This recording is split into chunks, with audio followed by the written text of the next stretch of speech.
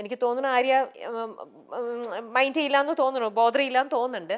റിലേഷൻഷിപ്പിന്റെ കാര്യം വന്നപ്പോൾ ഇത്രയും നല്ല ഫ്രണ്ട്സ് കൂടെ ഇങ്ങനെ ആര്യ കാത്തു സൂക്ഷിക്കുന്നുണ്ട്. 10 വർഷം 12 വർഷമായ ഫ്രണ്ട്ഷിപ്പ് ഇപ്പോഴും നല്ല രീതിയിൽ പോകുന്നു. പക്ഷെ ആര്യയുടെ ലൈഫിലേക്ക് വന്നപ്പോൾ പാർട്ട്ണർ എന്നുള്ള ഭാഗത്തിൽ ആ ഒരു സൈഡിൽ വീക്കായി പോവുകയാണ്. പക്ഷെ ഇവരൊക്കെ പറഞ്ഞു കേട്ടിടത്തോളം ഇത്രയ്ക്കും നല്ല എല്ലാവരുടെയും കൂടെ എന്തൊരു സിറ്റുവേഷനിലും വളരെ രീതിയിൽ അഡ്ജസ്റ്റ് ചെയ്തു പോകുന്ന ആര്യയ്ക്ക് എന്തുകൊണ്ടായിരിക്കാം ആര്യയുടെ 2 റിലേഷൻ, ആദ്യത്തെ ഹസ്ബൻഡിൽ നിന്നും നിങ്ങൾ ഡിവേഴ്സായി, രണ്ടാമതൊന്നും വന്നു, അതും ഇപ്പോൾ ഇങ്ങനെ വന്നു, എന്തുകൊണ്ടായിരിക്കും ആര്യയ്ക്ക് തോന്നണത്? ആദ്യത്തെ റിലേഷൻഷിപ്പ് എൻ്റെ പ്രശ്നമായിരുന്നു.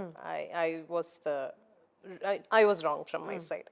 അത് ഞാൻ ഇതിനു മുമ്പുള്ള ഒരു പ്ലാറ്റ്ഫോമിലും പറഞ്ഞിട്ടുള്ള കാര്യമാണ്. ഞാൻ അത് ഡീറ്റെയിൽ ആയിട്ട് പറയുന്നില്ല, പക്ഷെ ഇറ്റ് വാസ് തറലി മൈ മിസ്റ്റേക്ക്. അത് ഞാൻ അക്സെപ്റ്റ് ചെയ്യുന്നു. ആ റിലേഷൻഷിപ്പ് അങ്ങനെയാണ്, അത് വേണ്ടാന്ന് തോന്നിയത്. അത് പിന്നെ എൻ്റെ ഒരു അത് കഴിഞ്ഞ് കുറെ നാൾക്ക് ശേഷമാണ് ആയിരിക്കും എന്റെ മിസ്റ്റേക്ക് ആണ് എന്നുള്ളൊരു റിയലൈസേഷൻ അല്ല, അത് ആ സമയത്ത് എനിക്ക് ആ റിയലൈസേഷൻ ഉണ്ടായി. അങ്ങനെയാണെങ്കിൽ ഫൊഗീവ് ചെയ്യില്ലായിരുന്നോ? ചെയ്യാമായിരിക്കാം, പക്ഷേ നമുക്ക് എപ്പോഴും ഉള്ളിൽ ഇങ്ങനെ ഒരു പേടി കിടക്കും. വീണ്ടും വീണ്ടും നമ്മുടെ ലൈഫ് ഇനി മുന്നോട്ട് ഒന്നിച്ചു പോകുമ്പോ ഇത് വരുമോ വീണ്ടും, അതിനുള്ളിൽ ഷുഡൻ ബോദർ us. പിന്നെ I thought he deserves A better life.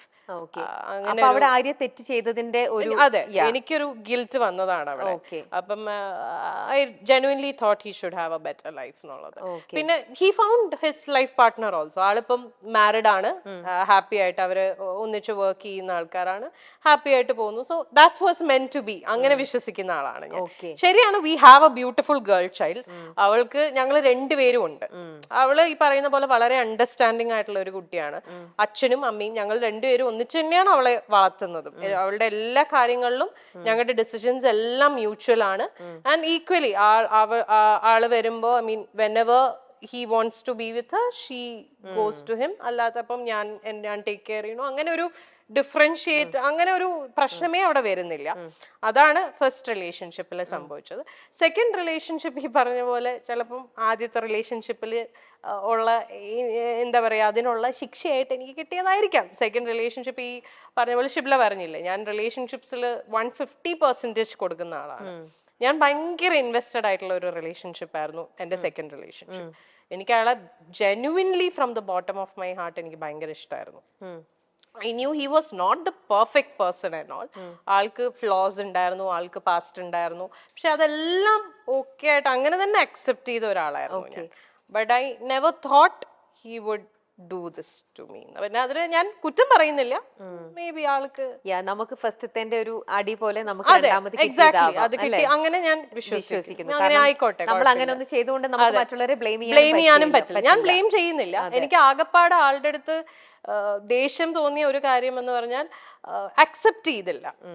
Like വേറെ ഒരു ആളോടൊരു ഇഷ്ടം തോന്നി, അല്ലെങ്കിൽ ആ റിലേഷൻഷിപ്പിലേക്ക് പോയി എന്നുള്ളത് അത് ഓപ്പൺലി എന്നോട് പറഞ്ഞിരുന്നെങ്കിൽ നമ്മൾ സ്റ്റെപ്പ് ബാക്ക് ചെയ്യും. We would never force someone. നമുക്ക് ഒരാളെ ഫോഴ്സ് ചെയ്യാൻ പറ്റില്ലല്ലോ നമ്മുടെ കൂടെ നിൽക്കൂ എന്നുള്ളത്.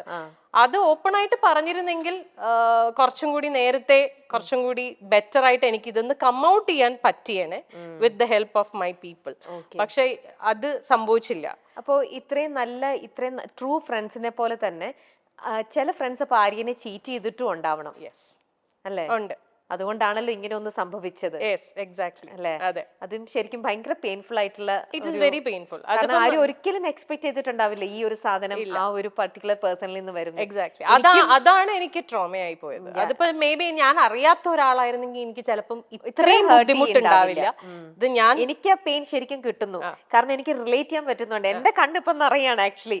കാരണം ആ ഒരു വേദന ഒരു ലേഡി എന്നുള്ള രീതിയിൽ എന്റെ കണ്ണ് നിറയണം. നമുക്കത് ശരിക്കും നമുക്കത് ഫീൽ ചെയ്യാൻ പറ്റുന്ന ഒരു കാര്യമാണ്. ആര്യ അത് യു വെന്റ് ത്രൂ ദാറ്റ്. ഭയങ്കര ഒരു ആര്യ അത് എങ്ങനെ ഹാൻഡിൽ ചെയ്തു? Arya it was very difficult. ഞാൻ I fell on to a depression. ഭയങ്കര ബുദ്ധിമുട്ടായിരുന്നു. I lost myself.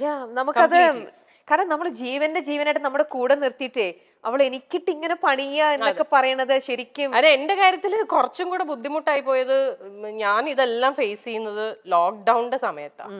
മൊത്തത്തിൽ ഞാൻ പെട്ടുപോയ അവസ്ഥയായിരുന്നു. Like I couldn't do anything. എന്നുവെച്ചാൽ നമുക്കിപ്പോ ഒരു കൗൺസിലറിന്റെ അടുത്ത് പോലും പോവാൻ പറ്റത്തില്ല എന്നുള്ള. ഒരാളെ ഇപ്പം നമ്മൾ പറയും ഓക്കെ ഫ്രണ്ട്സിന്റെ അടുത്ത് പോയിരുന്ന് ചിലപ്പോൾ സംസാരിച്ചാൽ ഓക്കെ എങ്ങനെ പോവാനാ മുറിന്ന് പുറത്തിറങ്ങാൻ പറ്റില്ല because we are all lockdown. ആകപ്പാടെ ഈ കമ്മ്യൂണിക്കേഷനേ ഉള്ളൂ. പക്ഷെ എത്രയൊക്കെ നമ്മൾ ഫോണിൽ കമ്മ്യൂണിക്കേറ്റ് ചെയ്താലും ഒരു ഫേസ് ടു ഫേസ് നമ്മൾ ഇപ്പൊ ഇങ്ങനെ ഇരുന്നൊരു ബ്രേക്ക് ഡൗൺ ചെയ്ത് പോയാൽ ചിലപ്പോൾ ഇതങ്ങ് പോവും. അതും ഫോണിൽ നമ്മൾ സംസാരിക്കുന്നതൊക്കെ തമ്മിൽ there's a lot of difference.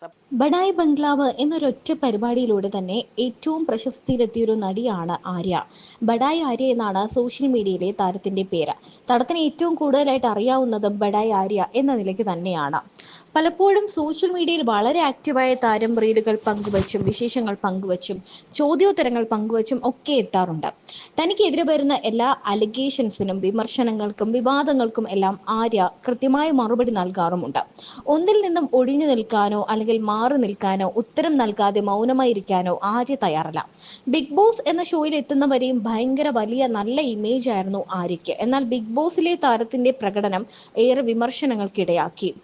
Arya വെമ്പാല എന്ന പേരിൽ വരെ താരത്തെ വിളിക്കാൻ തുടങ്ങി. വലിയ രീതിയിലാണ് ആരാധകരെ നഷ്ടപ്പെട്ടത്. സാധാരണ ബിഗ് ബോസ് എന്നൊരു ഷോയിലൊക്കെ എത്തുമ്പോൾ ആര്യ അല്ലെങ്കിൽ സാധാരണ ഒരു താരത്തിന് നല്ലൊരു ഇമ്പാക്റ്റ് ഉണ്ടാകാറുണ്ട്, കൂടുതൽ അവസരങ്ങൾ ലഭിക്കാറുണ്ട്.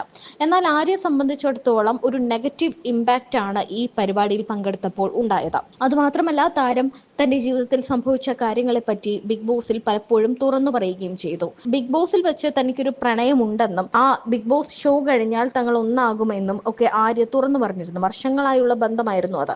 എന്നാൽ ബിഗ് ബോസിൽ നിന്നും തിരിച്ചു മടങ്ങി ആര്യയെ കാത്തിരുന്നത് വലിയൊരു ദുരന്ത വാർത്തയായിരുന്നു. കാരണം താൻ ഏറെ പ്രണയിച്ച തന്റെ കാമുകനെ അല്ലെങ്കിൽ താൻ വിവാഹം കഴിക്കാൻ പോകുന്ന തന്റെ പ്രിയപ്പെട്ട ആളെ തന്റെ ഉറ്റ കൂട്ടുകാരി സ്വന്തമാക്കി കഴിഞ്ഞു എന്ന വാർത്തയാണ്. ആര്യ ഇത് കണ്ടെത്തുകയായിരുന്നു. ഇതിന്റെ ഒരു വേദനയും ആ ഡിപ്രഷനും ഒക്കെ താൻ കടന്നു വന്നതിനെ കുറിച്ച് ആര്യ പലപ്പോഴായി പറഞ്ഞിട്ടുമുണ്ട്. തന്റെ ജീവിതത്തിൽ സംഭവിച്ച കാര്യങ്ങളെക്കുറിച്ച് ആര്യ തുറന്നു പറയുകയും ചെയ്തിട്ടുണ്ട്. ആദ്യ വിവാഹം തകർന്നതിനെക്കുറിച്ചും പ്രണയ തകർച്ചയെക്കുറിച്ചും ഒക്കെയുള്ള ആര്യയുടെ വെളിപ്പെടുത്തലുകൾ വാർത്തയായിട്ടുണ്ട്. തന്റെ വിവാഹമോചനത്തെക്കുറിച്ചുള്ള തെറ്റിദ്ധാരണകളെക്കുറിച്ചും ആര്യ പറയുന്നുണ്ട്. തനിക്ക് മറ്റൊരു ബന്ധം ഉണ്ടായിരുന്നതിനാലാണ് വിവാഹം തകർന്നതെന്ന പ്രചാരണം തെറ്റാണ് എന്ന് ആര്യ പറയുന്നുണ്ട്. മാത്രമല്ല അരോയ ബൈ ആര്യ എന്ന് പറയുന്ന ഒരു സ്റ്റാളും ഒരു ഷോപ്പും പിന്നെ കാഞ്ചീപുരം എന്ന് പറയുന്ന ഒരു ഷോപ്പും ആര്യയ്ക്ക് സ്വന്തമായുണ്ട്. ഇവിടേക്ക് വന്ന ഒരു ഫോൺ കോളും അതിനെ ചൊല്ലിയുണ്ടായ ആ മോശം രീതിയിൽ ഒരാൾ തന്നോട് സംസാരിച്ചതും ഒക്കെ ആര്യ തുറന്നു പറയുന്നുണ്ട്. ഇത് സോഷ്യൽ മീഡിയയിൽ വലിയ ചർച്ചയായ ഒരു സംഭവമാണ്. അത് മാത്രമല്ല തന്റെ രണ്ടാമത്തെ ബ്രേക്കപ്പിനെ കുറിച്ചും തന്റെ ആദ്യ ഭർത്താവിനോട് താൻ ചെയ്തതിന്റെ കർമ്മഫലമാകാം തനിക്ക് കിട്ടിയതെന്നും ആര്യ ഒട്ടും ജാള്യതയില്ലാതെ തുറന്നു പറയുന്നുണ്ട്, തുറന്ന് സമ്മതിക്കുന്നുണ്ട്.